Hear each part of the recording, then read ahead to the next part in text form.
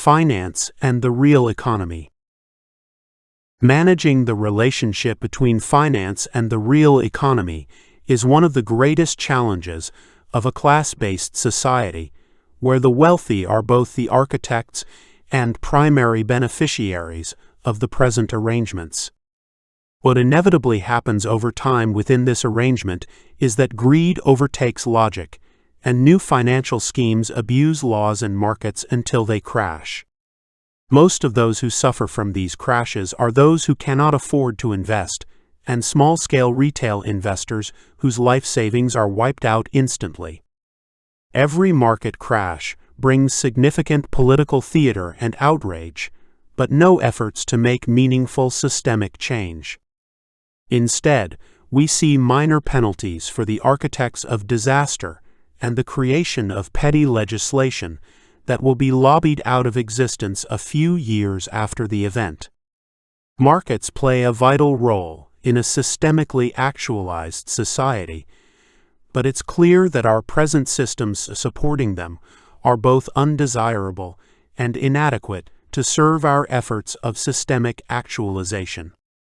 To imagine more, we begin with a question. How can we organize society in such a way where finance exists to serve the real economy instead of itself? The real economy refers to the productive projects happening in nearly all directions at all times, people participating in work that supports the interest of collective society through the development of new tools and techniques to solve problems. This definition encompasses almost anything, including the vast majority of work performed by individuals within societies. It specifically excludes high-frequency speculative finance, like algorithmic day trading and the manipulation of order routing, the creation of laws and instruments that allow for the manipulation of markets and organizations to create capital from nothing. Groups of systems and people who generate enormous profits but contribute nothing to society beyond increasing their individual wealth cause havoc among the general populace when they follow their predictable trajectories toward ruin. Whether these organizations manipulate energy resources, housing mortgages, or brick-and-mortar retail chains, there is no concern for the calamity they cause when the castles of sand collapse upon themselves. Their very existence stands in conflict with the idea of market investing as a reliable path to economic freedom, because at any point your individual security may be ripped from your hands so some billionaire can make hundreds of millions.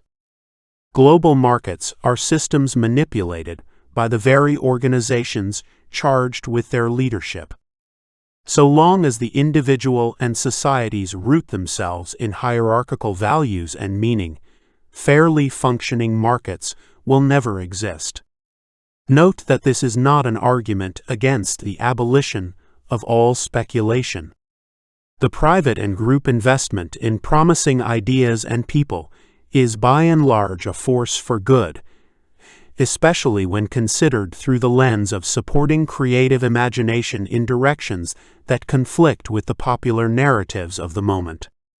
We can imagine a time experience of a mature humanity where the reliance on private investment has given way to public pools of capital and resources available to individuals and groups seeking to innovate.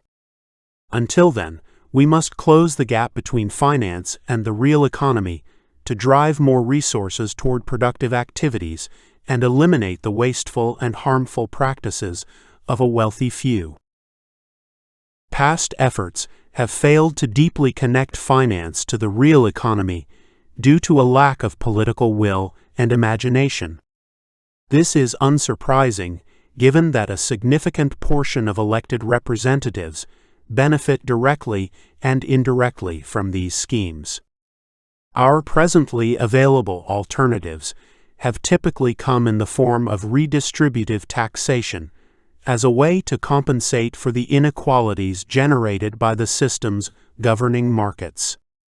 This approach only addresses the secondary distribution of advantage, avoiding the root cause of these inequitable designs.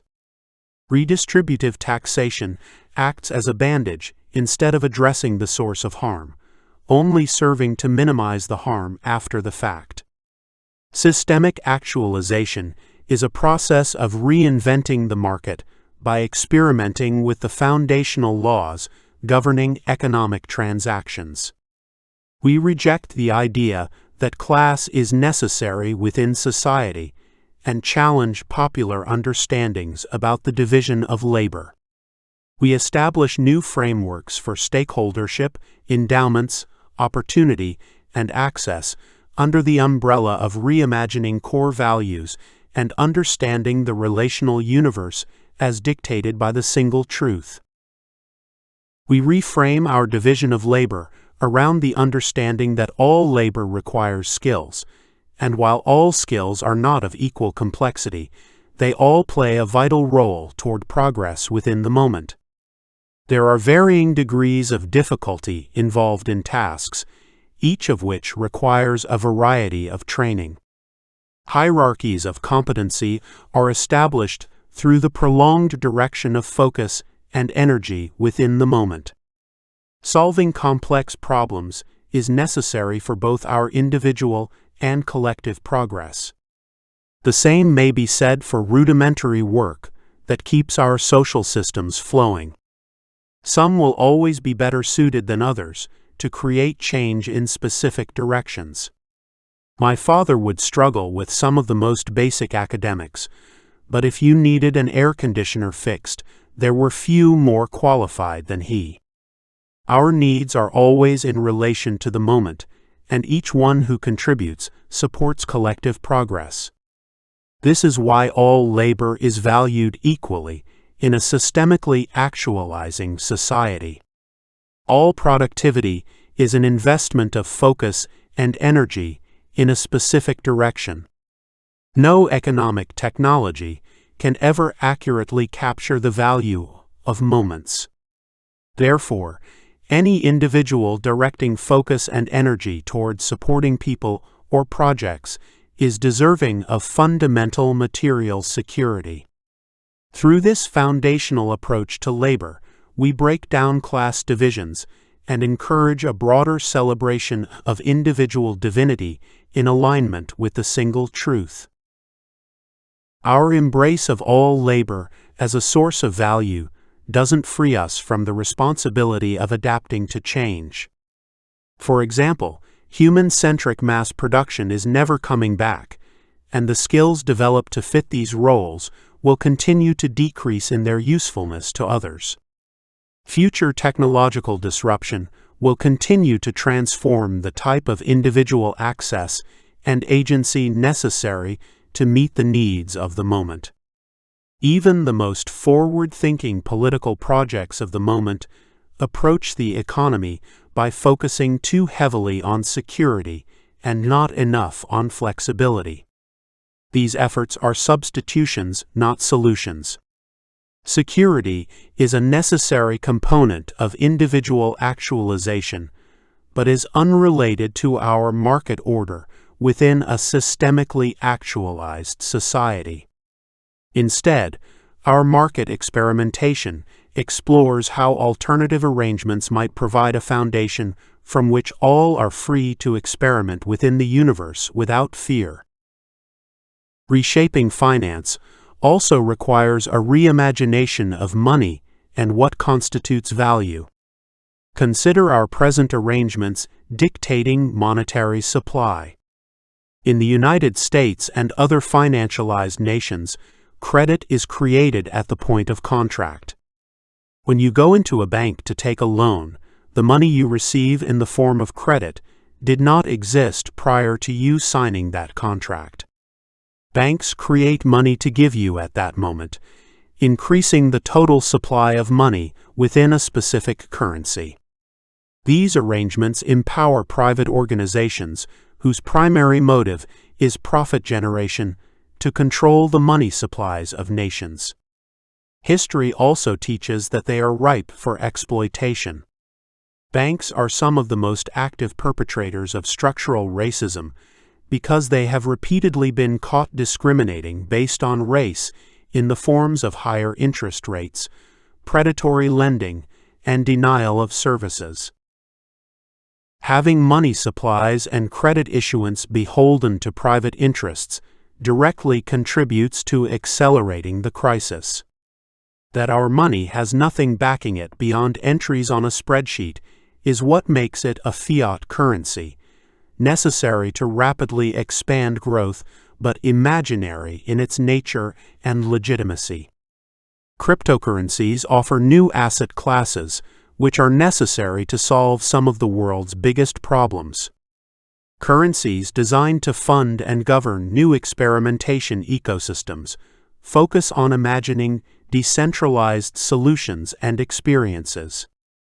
For example, it is predicted that global economies would need to increase about 5-fold to address global poverty. With that said, some of the most popular cryptocurrencies are heavily influenced by institutional investors and serve no productive purpose. Consider Bitcoin, which is intended to serve as a blockchain-based fixed supply currency free of government influence and interference. The theory behind Bitcoin is sound. Inter-community mediums of exchange are prevalent in a systemically actualized society. In reality, Bitcoin ownership is heavily skewed in the hands of a few. Global adoption would create a more extreme wealth concentration than we already struggle with. At this point, new entries into Bitcoin primarily benefit the relatively few top holders. Sound familiar? The decentralization of finance, removing the bank middlemen from our transactions, is a vital component of systemic actualization. Modern banking is highly extractive in relation to its value and penalizes the poor through additional fees and ever-rising minimums. The private control of public monies will always be at odds with the best interest of the collective stakeholders. Enacting our vision of reformation to support systemic actualization also requires a revised approach to collective investment through governments. To do that, we must dispel the confusion surrounding government spending and debt. The standard propaganda used to drive fear and uncertainty around public spending roots itself in a philosophy of money not applicable to currency-issuing governments. For the majority of individuals, household spending consists of balancing our expenses against our income so that we're generating surpluses. Much of the fear, uncertainty, and doubt so common in political discourse is rooted in the idea that government spending operates identically to household spending, that we are somehow at risk of insolvency if we leverage debt beyond revenues from taxation. Modern monetary theory teaches us that this is not accurate to the extent it is implied. Currency-issuing governments like the United States do not rely on taxation to support spending on subsidies or programs. Like banks, governments create capital to spend with the stroke of a pen.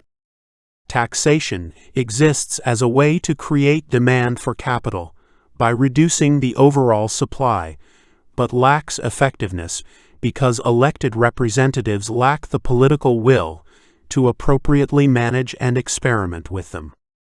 Consider that unemployment results from fiscal policy, not a byproduct of market prices or demand.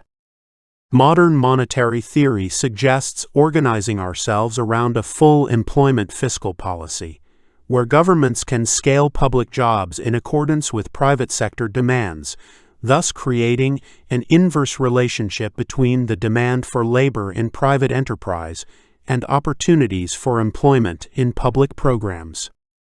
This flexible approach is vital to supporting a high-energy democracy and a sense of stakeholdership for each individual. To ensure that finance supports the real economy, we should also reconsider our approach to governmental involvement with productive verticals of society.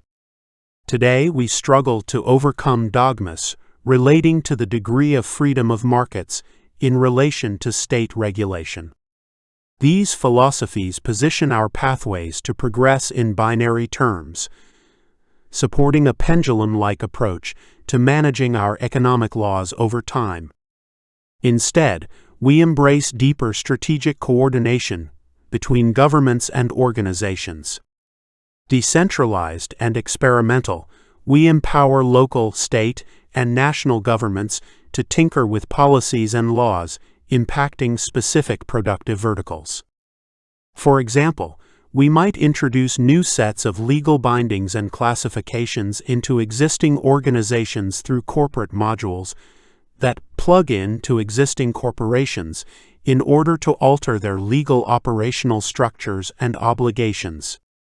This type of micro-transformation empowers a deeper level of cooperative competition and experimentalism while empowering communities to combat financial abuses. Corporate modules also support the development of public works DAOs, which exist separate from governments while remaining in close partnership with them. Here we identify how deeply misaligned our policies and systems are with the core values of self-actualization. There are alternative economic arrangements to our present strategy of allowing people to remain jobless for years while receiving the bare minimum of material support from the government.